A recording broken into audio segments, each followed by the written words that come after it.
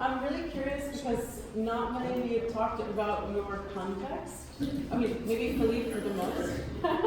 But because, I guess because we take it for granted that we understand. But I would be curious to know, like, given what you've seen, like, about what's happening in maybe Germany or, you know, in the UK or whatever, what is really unique about where you're working, and it could be, you know, in Argentina you have a unique moment right now, I don't know. But maybe if you can reflect maybe slightly more than just how bad your president is or how bad your economic crisis is, but thinking about trends and like what you should be thinking about into the future and how we can learn from that. Does that make sense? So maybe I was interested to hear from you in Hong Kong and you in India. Maybe there's some common theme or something you might want to talk about. Should I start? Just pick this up. Actually, we can pass it around. It's very interesting. Yeah. How many of you have basically recently read or listened to the news? Hong Kong is on fire, pretty much. And that's actually very important, not because of the political question of whether it's China or not China, but rather because the Hong Kong people have many other things in their minds other than weaker sustainability at the moment. This is perhaps the very least of their concerns, if at all, really. And if you also, obviously, we are to some extent the dumpster of the world. Many of the garbage and waste in general from many European countries, especially and the United States, gets shipped to China. Most of it gets handled in Hong Kong. And in fact, many of the land reclaimed in Hong Kong from the Victoria Harbour and the neighboring, well, Greater Pearl River Delta region has been built on the trash that gets imported. We use that as a way to create more land for ourselves. So we basically live on trash. The thing is, because this has been going on for so long, it's just a kind of accepted into society that we just live among trash, and then we no longer give it that much of an incentive. And again, it's not that big of a deal for Hong Kong people because they have other things to worry about. And the sticker is going around. This is by the Environmental Protection Department. They use this new policy that came out, meaning that whenever you buy a new computer right now, they'll give you the sticker, and this sticker you put it on your previous device. And then only then, when it has a sticker, you can take it to a recycling center. That for me just sounds really silly. Because if you have any other device and it doesn't have that sticker, it's not authorized to go to a recycling center. It incites you to buy it. It incites you to buy it, and that is because Hong Kong is largely built around consumerism. It's a little experiment of capitalism in a largely Asian, we are surrounded by communist China, after all. So it's quite an interesting experiment, and the whole policies, the whole economic system in Hong Kong, it is not built around sustainability. I think I'm So I think it's a different, I don't know, it's the same or it's a different scenario in India. We live in trash forever. Our rivers are polluted, okay? But trash is an opportunity for us. In India, the waste industry itself, there's no organized waste industry. And we have unorganized sector who are actually waste pickers. So everybody who didn't get any job anywhere, he can be a waste picker, rat picker or whatever you call it, and there are centers where he can actually go and earn money. So actually the guys who know how to convert the waste, they are the richest in India. So we have turned it into an opportunity for us. For Repair Cafe, when we started Repair Cafe, it was not successful. Even today also it's not successful. We are not having that kind of footfall of people. But we found some other ways of connecting with people, because Repair Cafe is something where government is not there, the municipality is not there.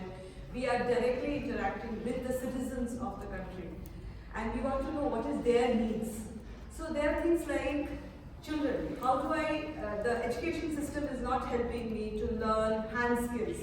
So can I do something in Repair Cafe where they can actually come and expose to this thing? Number one. Number two, the senior citizens of the city, they are going through these problems of dementia and Alzheimer's. Can Repair Cafe be a platform for them to actually do those, because they have the repair knowledge. They have in that era where they have grown up with repair information. So can I use them, can I bring them? So right now, Repair Cafe is actually doing a project by Burning Man, in which we are using the waste art as a therapy for dementia patients. You know, so we have used that waste as an opportunity for us. So that's why we found that there is a connection, and that's why there is an opportunity for us to continue this whole thing, because we want to make this as an intergenerational workshop where all age groups, irrespective of relatives, relations can connect. So this is how it is.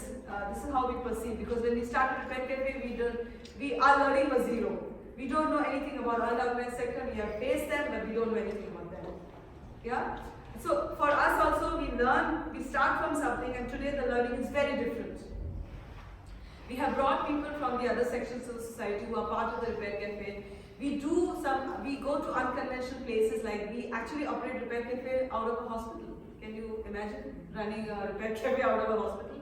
But this hospital is very special. It's a charitable hospital, and they run a second-hand shop in the hospital which funds the hospital. So we found that we don't care whether it's a hospital or whatever it is, but the philosophy of this place fits with what we also believe in. So we actually started looking for those people who agree with, who understand with us. And that's why the whole thing is making a difference. So we are trying to build up a bigger community of people who are also on the same page. That's what we are doing for. So we are not looking for like so many number of repairs and those kind of things. We are not eyeing on. But can I connect with somebody who's my neighbor? Can I friend with him or her? Or can I do something? Because I don't live with my parents. My parents are in another city. You know. So can I do something with the senior citizen who lives nearby my house? Because now in cities we also live in nuclear families.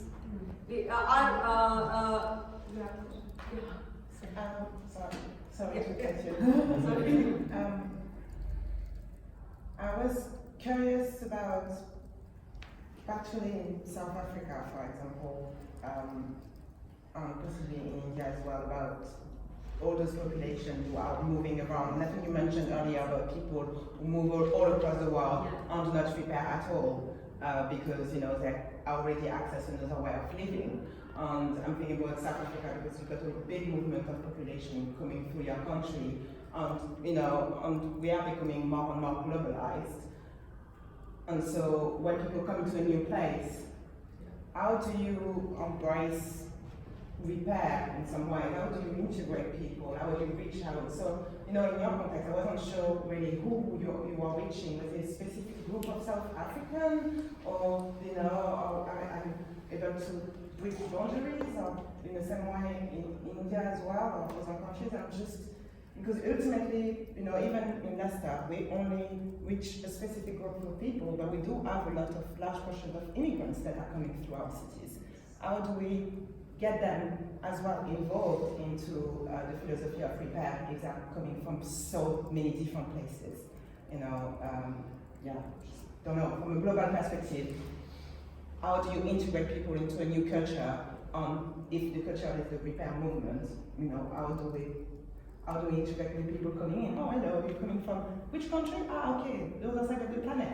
This is what we do here. I don't know. We have no specific needs, and we don't target specific audiences. We welcome everyone and anyone, actually, because we're still fairly young. So the more come, the better for us. Currently, I cannot see it.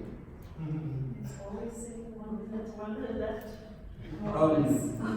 The bulk of it is basically is people who has been doing something like this in their own spare time, and then they're just looking for somebody else to connect with who's also doing this. And we get very little young people in, and there's a lot of retirees who wants to keep themselves busy, and especially the retirees, they come there and then they love to run and chat and to get about fixing. And I think that's a different dynamic to it, but yeah, we don't focus on any individual, we don't turn anyone away, we welcome everyone. So for us, there are two types of migration which is happening. One is the external migration where people are going to the other countries and coming back. And the other is the internal city migration, because there are many people who work in one city and then move to the other city. So they are the people. So for us, both the people have actually helped us, because the external migration people, they have actually seen such sustainable events happening all across the world, and they are interested to do something in India. So that's how Bangalore comes from. And the second is the internal migration, people who are moving from one metropolitan city to another. They look for repair networks to repair their things. So for them, we become very handy. So if there's one last question, or if not, then I would close the discussion and come to the last part. Anyone want to say final sentence? Dave, how long do you need? 10 minutes? Yeah. Okay, well, can we have more time? So we have to leave the room at 7:30. That's Yes. We promise, we promise. It's up to Dave, how much time he needs to. He said 10 minutes is fine. 10 minutes. Yeah. Yeah, include some discussion minutes. Yeah, so one last question. Or one last statement of view. I was just wondering, okay, no one else has a question. But like, the kind of crass peak consumerism that we experience here, like it sounds like Fernanda's saying that this is also something that experienced in certain parts of Asia, but do you think that there's worse situation ahead? In other words, like emerging middle class in some of your countries, maybe when the financial crisis abates, is it possible to prevent what we have here, like the people cheering at the Apple Store in Australia? Kind of, is it still possible to kind of avert the worst excesses of what we have where you are? It will get worse, but I'm also happy to be here, today. I'm very thrilled to be here. Because when we first started in the Madagascar Network, I guess it was 2008, maybe 7 or 8, we started to discuss about international exchange with a waste management company in the Netherlands. We would tell them that, we want to get the computers, take them to labs, extend their life, and then, only then, we would take them to recycle. And the guys in the Netherlands say, no, we need to get the computer in someone's house, take it directly to the recycling plant. So I guess this culture of extending the lifetime of things is somehow making its way. And there is, sure, a lot of emerging classes all across the world in which consumption is still something to be conquered. And this is, I guess, why we started using the gambiarra thing in Brazil in a very aesthetic way, because we realized that as the country was, getting developed then, as the economy was growing, people were starting to buy cheap shit from China instead of repairing, fixing, or extending the life of their products. And then we wanted to show people that gambiarra was a kind of was something to be proud of and not something to be ashamed of. Because by then people were ashamed of fixing things and they wanted to show to their neighbors and to their families that they could buy. And I guess there is this kind of cultural and aesthetic take to it that can be a part of the whole thing. But also, stronger regulations and campaigning and creating systems that promote collective ownership. This is something I'll talk to tomorrow. Collective ownership of materials, of tools, and of the knowledge needed to repair things. I guess it's one other contribution to it. But yeah, I think it will get worse before it starts getting better. But I hope. Yeah, I think it's just a dip, and it happens every now and again, and it's just it's an old solution to a old problem, and it's just we have new tools to apply that old solution, and I think it happens every couple of years. It's old problems, and the only solution is old solutions, but we have technology to implement those solutions, and it looks like it's getting worse, but it's just a dip we're going through. And it's a big question of changing perspective. Yeah, maybe I'll add something. I'll just quickly. mentioned in a previous talk, that it's really about changing like lifestyles and the way we relate to our resources. And so then like policy takes too long, it's too slow, and then like we all know that it has to happen because it's what sets the rules, no, right? In terms of how actually products are made and how we actually relate to the products that we buy and consume.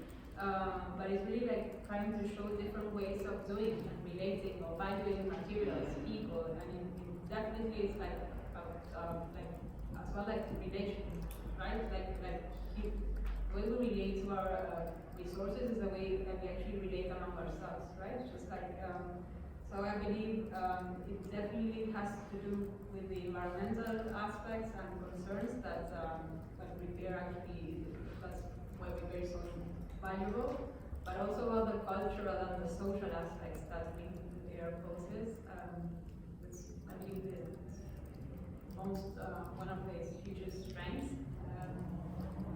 And as well, it has to make like economic sense, so it is actually viable within our cities. But I believe it's probably a cultural shift that we need, so to probably relate more with values that our grandparents used to have in terms of how they value things, and that we lost some out here. Just gonna jump on it and say that like I've been talking about it for the last month, but like I feel like there needs to be a change in the mindset that we have. Like a switch needs to be like, you know, turned off or on, and the way we want to see it, but like the way we see our products and see the way we consume. And you know, it's just part of it. Like go back to that good old habits of like trying to get repair it, or you know, just break away from the disposable stuff, which is like, you know, what everyone's campaigning for, of course, but then, you know, applying it in those kind of events with documentation and, you know, get the knowledge out, and then try to kind of spread the word, kind of a, you know, those pyramid schemes where you like get one person to get 5 more people and that kind of thing, but in a positive way, so break the pyramid. So, yeah. Sorry for Thank you very much. the interruption. Sorry. Please be in the hall.